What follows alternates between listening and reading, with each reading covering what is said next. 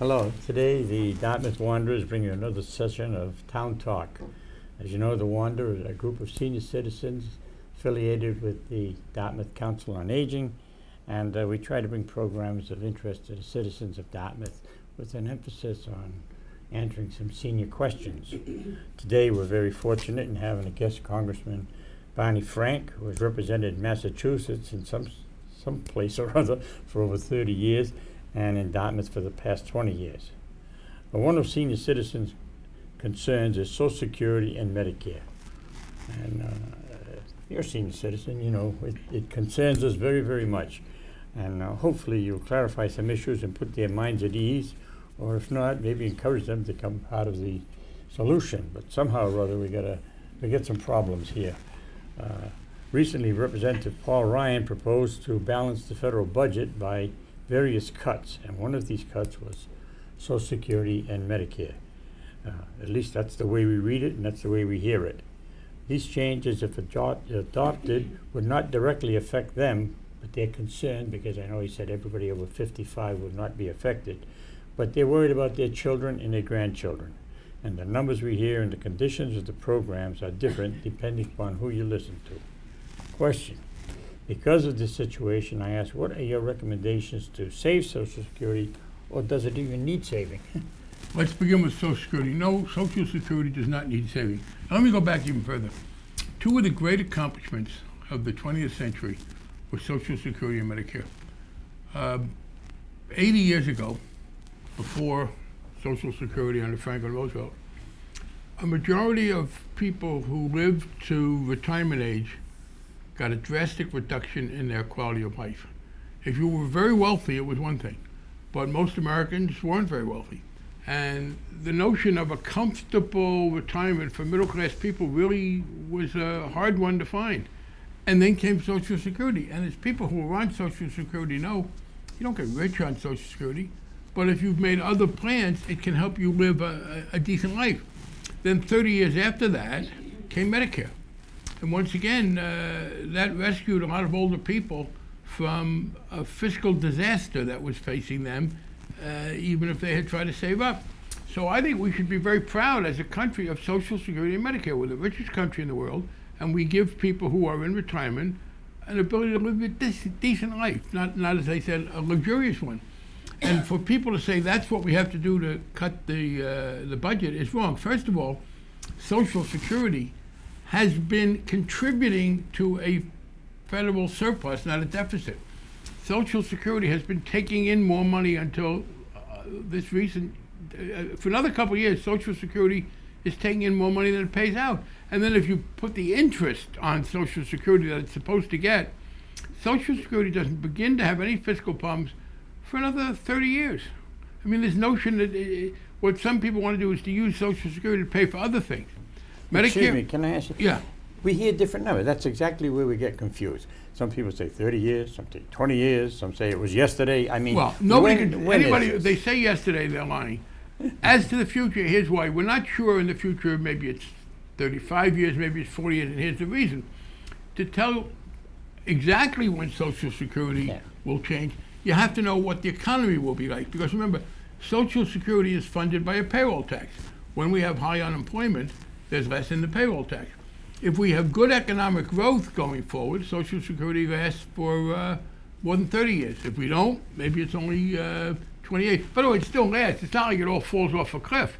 We may have to find some other ways to deal with it. Right now, Social Security income is levied, Social Security tax, on the first $90-something thousand. Well, there are people making $400,000, $500,000, $600,000, and they're not paying Social Security tax on most of their income. We should cover them. And if we cover them going forward, we'd have enough money. Secondly, as to Medicare, there will be a shortfall in Medicare, but I don't want to see a cutback. You're right, Paul Ryan, he misunderstood. He thought old people were selfish. He thought you could go to older people and say, you know what, you're gonna keep getting Medicare, but your grandchildren will never have it. Your son won't have it. And by the way, it's a very, I think, unfair thing about the Ryan plan. If you're 56 years old under the Ryan plan, which the Republicans in the House passed, I mean, I ran against a man last year for Congress who supported that plan. If you're 56 years old, you'll pay a certain percentage of your income for Medicare tax, and you'll get Medicare. If you're 54 years old, you will pay for the rest of your life the same percentage, but you won't get Medicare. You'll get something much less. You'll get the right to go make a deal with an insurance company, and the federal government will give you some money, but everybody acknowledges it will leave you short. You'll have to dip into your own resources.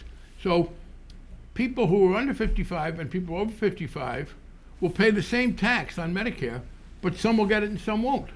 And there's no need for it. And then people say, well, what do you want to do? Let me be clear what I want to do. Yeah. I want to bring American troops home from Afghanistan. I want to bring American troops home from Iraq. I want to tell our friends in Europe that America was there for them in World War II. And after World War II, a great president, Harry Truman, created NATO to protect the poor and weak nations of Europe after World War II from communism. Communism is no longer a threat to them. They're no longer weak and poor.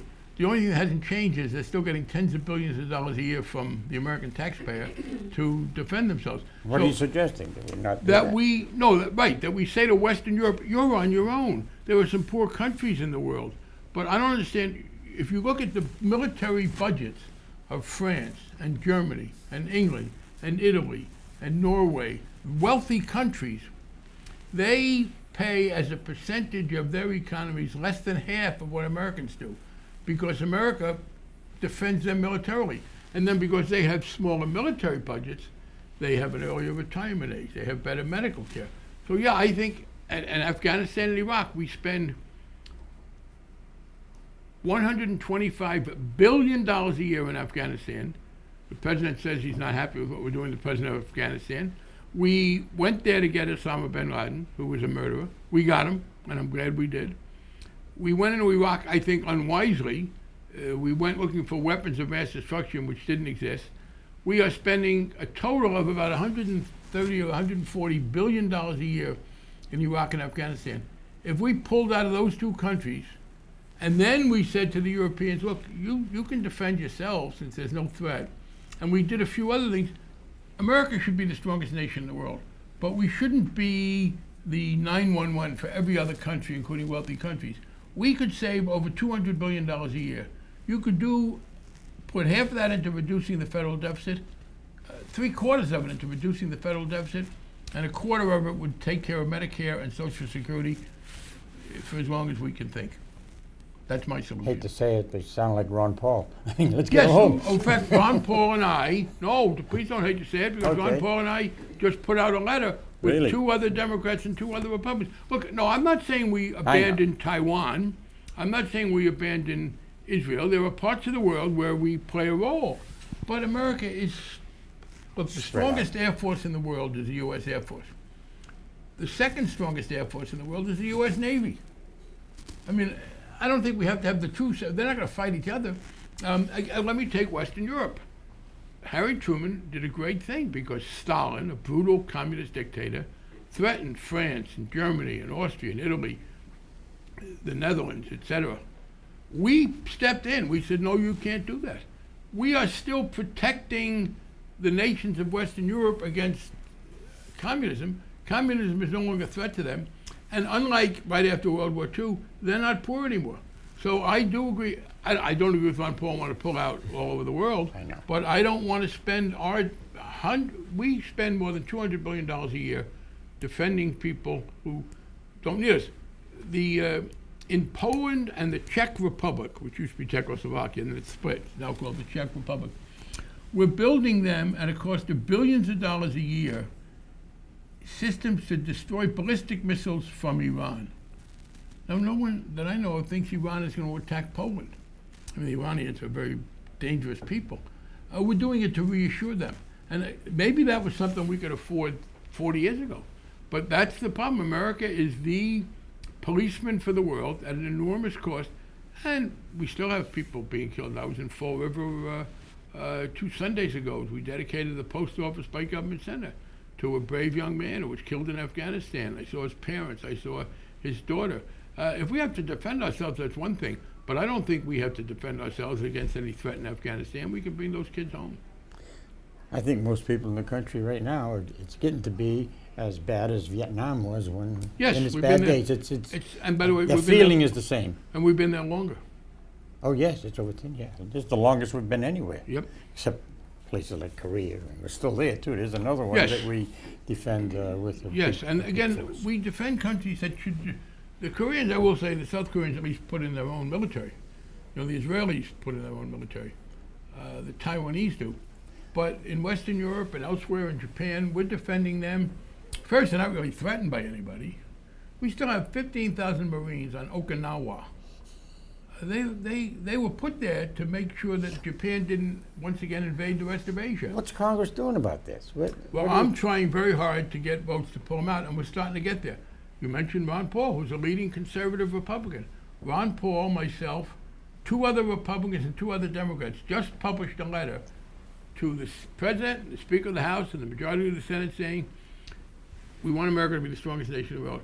We do not want America to be everybody else's policeman. We don't think America should be the military budget for everybody. And some of us are pushing hard to cut back. Look, we almost, my colleague Jim McGovern, who used to represent I remember Dartmouth, him, yeah. Jim represented Dartmouth, and now represents part of Fall River and Somerset. He had a good amendment in there to pull us out of Afghanistan, and we lost by 11 votes out of 430. So we're Getting getting closer. there. It's getting We're closer. closer, yes, Jim. Because that's got to happen soon. I mean, It's crazy. It's crazy what And we're they're doing. mad at us. Well, it's like we're doing them a favor so they can be mad at us. That's right. Exactly, our friends. Oh God. Well, you know, back to my original question. Social Security. You made one suggestion very easily. You know, let's get those people above the maximum where it is now, 90-some thousand or 106,000, whatever it is, and just extend it outward. It doesn't have to be you done do that, overnight. then Social Security is unlike it ever Has have a that problem. type of an idea received any Yeah. kind of support in Yes, Congress? it has. But the point is, ironically, some of the people yell about it, but then when you say that, they say, well, we don't need it yet. And we don't.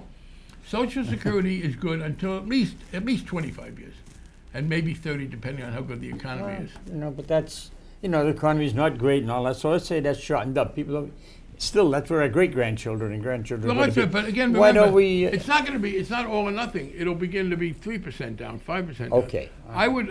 So it's not going to happen. You know, you're not going to fall off a cliff. Oh, Yeah. here's our Social Security, and then we have no money. No. We'll be a little bit below, and we'll raise it. I would say within about 10 years we should start. And raising Medicare, that you rate. feel, is in the same position, the Medicare? Medicare needs more work, but here's the deal.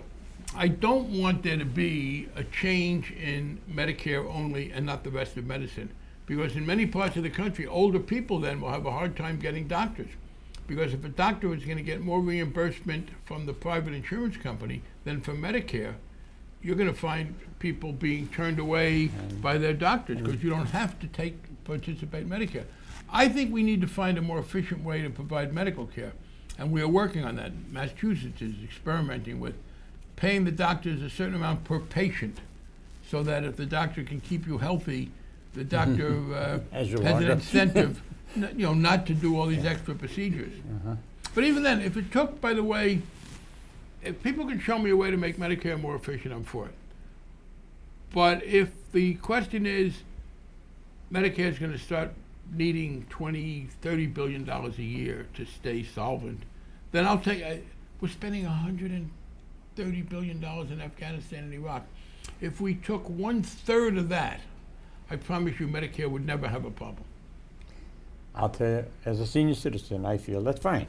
I agree with what you're saying. But if we don't spend $130 billion in Afghanistan, I'm not sure any of it's going to go get to Medicare. Oh, I think that bothers me. I agree, but we're not talking about it being 2 separate procedures. We're not talking about saying, A, let's pull out of Afghanistan, and B, do that. I'd like it in the same bill where we When make it comes sure, back, in the same piece of legislation, we're out of Afghanistan and 1/3 of it. this is say where goes it's going to go. Medicare. Yes. Okay, all right. And Yeah, some because of we it are will- talking about an overall budget deal. But these are the important things that the seniors are worried about. They're looking at it. Okay, We back. should be proud of Medicare, not act like it's a We problem. love it. We I love love it too. I'm on it. You're on it. Okay, then I know what you mean. Okay, the Obamacare. We looked at the bill. I don't know if they're exaggerating. It was about that big, and no senior citizen that I know of has ever read it or attempted No, to. really need to, because it doesn't make very many changes in Medicare. Obama, the health bill that we passed under President Obama, has more effect on people who are not senior citizens. By the way, it also has much less effect on people who live in Massachusetts, because the major part of that bill was a requirement that you buy health insurance if you don't have it. Exactly. That's been the law in Massachusetts since Mitt Romney was governor when he signed it. So, of all the people in the country, the ones least affected by the federal health care bill were our people here in Massachusetts, because we already had what was the most central part of that bill, the requirement that everybody buy health insurance. Because Mitt Romney now is running for president by saying what Obama did was terrible, what he did was very good, but he's having a difficult time differentiating them. I know. As you look at that, how did Massachusetts have it for? I think we've had it half a dozen years now, or whatever. Yeah, it is. 2000. Well, when did Deval Patrick became governor in Right. 2006? And Yeah. Romney signed the bill, so you're exactly right. 5 or I 6 think Romney years. signed it in 2005, 6 years ago. Why was the question of constitutionality ever brought forth before now? Now there's That's what, a very 20 good question. 24 states are Yeah. going to the Two Supreme reasons, Court. Joe. Right. Two reasons. The main reason is that it was a partisan thing, and Romney signed on to it. The other is, and there is this difference. I don't think it holds up, but there is this difference. What we did in the state may be. There are some things which constitutionally people are arguing a state can do, but not the federal government. Yes. So that's the reason. State constitution. Right. No, but also under the federal constitution, yes, you're right. The state is governed by the state constitution. So their argument is that it may. Well, there are two arguments. One argument says it's unconstitutional in Massachusetts. That's the main Tea Party argument. Okay. Another argument is that it's okay for state to do it, but not the federal government. That's the other argument. That's the argument. I think that's pretty tricky. Yeah, I don't know. I got to anything. say, if the mandate is wrong, I don't think the average citizen says, you can't tell me to buy health insurance, federal government, but if my state does it, it's okay. Yeah. I don't think in the mind of the average citizen, That's being hard to ordered work do out, something right. by your state capital Yeah. is any different than if the federal government orders you. It's either right or wrong. Now, that's what some of the people are wondering about with Obamacare and so forth. But again, if you're on, well, let's put it this way, that bill's been in effect. It has no negative effect on anybody that I know who's a senior citizen. Now, by the way, what it does do is this. Again, older people worried about their grandchildren. There are people who have grandchildren in their early 20s who, because of a tough economy, might not have had jobs. They'll now be able to stay on their parents' 26. health care. Yeah. There are people with disabilities. There are senior citizens who have adult children who had some disease and couldn't get health care. They'll be able to get health care now as a result of this bill. Right. We know that you've been so helpful in the fishing community in this area and stood up for everything that they've been getting hammered for the past few years. And getting over to a person here yesterday, I just heard it on the news a short time ago, and the NOAA Chief Administrator, Jane Lubchenco, has been requested to appear before the U.S. Senate Subcommittee. She has declined this invitation and is sending Eric Schwab, whom she appointed administrator of the National when she was appointed to this job. So my concern on this is, and I guess a lot of people's concern is, can she just refuse to go? Well, she can unless she's subpoenaed. That doesn't mean she should. I was very disappointed, Joe. I hadn't heard that until you showed it to me. I think it's disgraceful that she won't show up. Yeah. I will give her credit. I disagree with her, and I think she's been a disaster for the fishing industry. I think she has been much too rigid. I think that she has shown no real sympathy. She isn't even trying to help. And we have been able to get her overruled a couple of times. But you'd rather not have to keep trying to get someone overruled. I think I will give her credit for this. She apparently understands that her position is indefensible. So she's not going to show up and try and defend Right. it. But I am very troubled by this. And they can subpoena her. They can? Yes. So you invite, but Yeah. if someone declines the invitation, then the whole Senate could vote to subpoena So her. when she's invited, she could have gone and just brought this man along as Of course she supportive. could have. And she She's could being have. cowardly. But she's basically Yeah. recognizing that her positions are hard to defend. In reading it, I was quite surprised. They had that investigation where they found quite a bit of money. No question. That's- What we found was, and they said, the fishermen are just, whining and complaining. It's very rare that the federal government removes people from enforcement, changes the whole structure. We had a bad incentive system there. The way it worked, the people in the fisheries service, if they got a fine against you, they got to spend that money on their own agency. I know, they had So the trips that's to given Finland them- and the sure. whole bit. And so she's had to admit that they made terrible mistakes. We've also, well, this for me goes back to 1995. I became the congressman for New Bedford in 1993. Early on, we got them to give us a greater quota for scallops than they wanted, and we turned out to be right. You know, New Bedford has been for years the fishing port in the U.S. that brings in the biggest dollar volume. That's because we got the scallop industry Right. to be, and the people, the scholars said, look, we're telling you this. They turned out to be right, and some of the extreme environmentalists are wrong. We're now doing that with other things, with yellowtail flounder, and we're making some progress. But every time we want to do something, we have to overcome Ms. Lubchenko's objections. And I am very disappointed in her that she wouldn't show up and try to defend her position. Well, I hope that I hope they a subpoena subpoena is Yes. probably going to be in order in this particular issue, you know, and And if she doesn't show up for subpoena, by the way, she's then in contempt of Congress. Is that right? That, I know at some point If you don't show up have for to the show subpoena, up you're in contempt of because Congress. everybody goes out. And Yesterday, that's a federal crime. they had Leon Panetta up there. They get anybody there when they Yeah, request who them. is I she to mean. refuse to testify? It's outrageous. I mean, yeah, it is. Okay, one last question. I know you're a busy man and probably on the go for another 50 of these.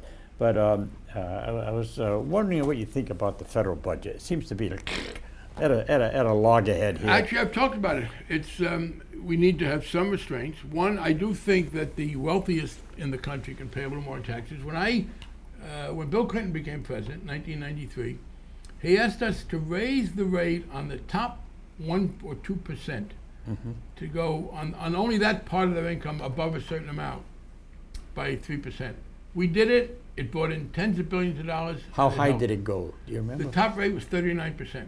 That's But all? yes, It's about what it is now. but now it's 36%. Okay. all That's right. what we're fighting. Yeah, but you know that I'm glad you did it that way, Joe, because people think we're talking about confiscating the money. So what we're saying is that part of your income that is above 250,000 should go from 36% to 39%. In other words, if you're making $500,000, Yes. you'd have to pay another $7,500 in taxes. I don't think that would slow anybody down, and it would mean more money for the federal government. Secondly, I go back to what I said before, the military budget. Yes. The military budget is $700 billion. The military budget is more than all of the federal agencies combined. If you take leave aside Social Security and Medicare, separate programs, but if you look at all the programs of the Housing Department, the Transportation Department, the Environmental Department, the FBI, the Immigration, the military spends more than all of them put together. And not, frankly, only for Americans. We spend an awful lot because the rest of the world thinks that we're supposed to protect we're supposed to be Big Brother. I guess it's hard to understand for the average person. You know, the monies are so big. We're talking now with zeros that most people just Yeah, turn the it off. trillions. And when you talk trillions, you're talking zeros that most people Well, have no $700 concept billion of. a year for the It's military. not 1 trillion. In 2 years, you're at $1.5 trillion. Yeah, in 2 years. But isn't that, if Social Security is the third rail, that's got to be the second rail or the fourth rail. It was, and I've been arguing this, and I was in the minority. Here's the deal. If the question is, should we spend that money or not, people say, well, let's be a little safe. But now it comes down to this. Do you cut Medicare or do you pull out of Afghanistan? Do you cut back on police on the corners in New Bedford and Fall River and Taunton, or do you have Marines in Okinawa? I mean, these are the choices. We're what you call a zero-sum game. It's either this or that. We don't have enough money to do it all. We have to reduce spending. If we don't bring the troops home from Afghanistan and Iraq, then we're not going to have as many policemen on the streets of our cities.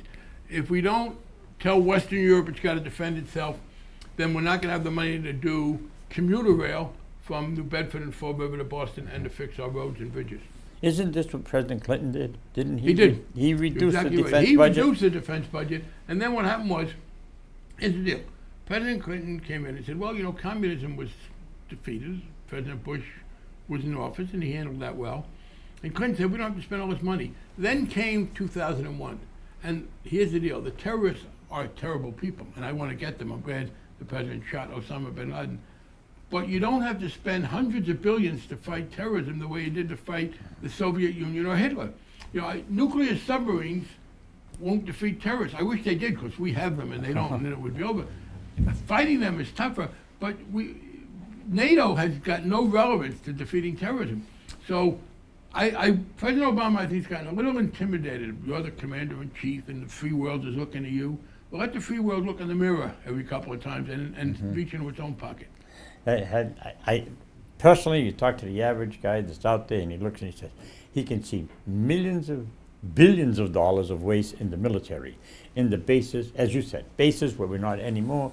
We're protecting countries that aren't even friendly to us. That you were right. Your political judgment is good. That was a problem a few years ago. By now, people understand. No, that's not talk. Yes, we've got to protect ourselves against terrorism. We can do that by beefing up here and having better security.